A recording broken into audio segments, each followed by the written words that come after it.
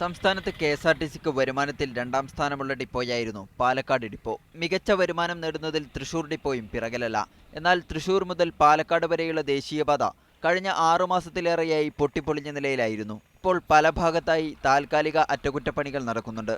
എന്നാൽ ഈ 6 മാസത്തിനിടെ കെ.എസ്.ആർ.ടി.സിക്കുണ്ടായത് കോടികളുടെ നഷ്ടമാണ്. റോഡ് തകർന്നതു കാരണം കൃത്യസമയത്ത് ഡിപ്പോകളിലെത്താൻ സാധിച്ചില്ല. ഇതുമൂലം 100ലേറെ സർവീസുകളാണ് റദ്ദാക്കേണ്ടി വന്നത്.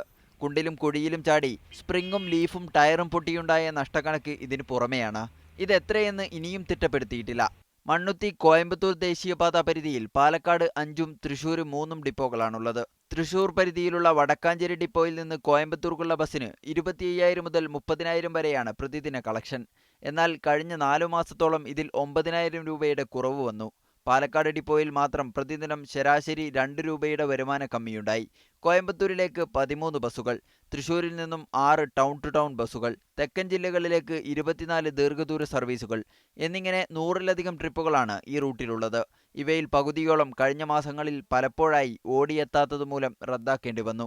വണ്ടിക്ക് മെയിൻ്റനൻസ് കൂടുകയാണ്, ടയറുകൾ പെട്ടെന്ന് ടയറുകളുടെ തേയ്മാനം കൂടുകയാണ്, ടയറുകൾ പൊട്ടുകയാണ്, പഞ്ചറുകൾ റേറ്റ് കൂടുകയാണ്, യാത്രക്കാർക്ക് ബുദ്ധിമുട്ട് കൂടുകയാണ്, അപകടങ്ങൾ കൂടുകയാണ്. അപകടങ്ങൾ കൂടുന്നത് കൊണ്ട് കെ.എസ്.ആർ.ടി.സിയുടെ ചെലവ് പിന്നെയും വർദ്ധിക്കുകയാണ്. തൃശ്ശൂരിൽ നിന്നും പാലക്കാട് വരെ എത്താൻ എടുക്കുക 2 മണിക്കൂറാണ്.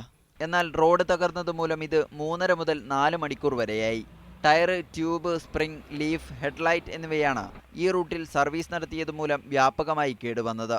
ഇതുമൂലമുണ്ടായ നഷ്ടവും ഭീമമാണ്. റോഡ് പൂർണ്ണമായും തകർന്നതോടെ കെ.എസ്.ആർ.ടി.സി ഒഴികെയുള്ള അന്തർ സംസ്ഥാന സർവീസുകൾ റൂട്ട് മാറ്റി ഷൊർണൂർ വഴി ഓടി. എന്നാൽ കെ.എസ്.ആർ.ടി.സി തകർന്ന വഴിയിലൂടെ ഓട്ടം തുടർന്നു. ഇത് വരുമാന നഷ്ടങ്ങൾ കുത്തനെ ഉയർത്തുകയും ചെയ്തു.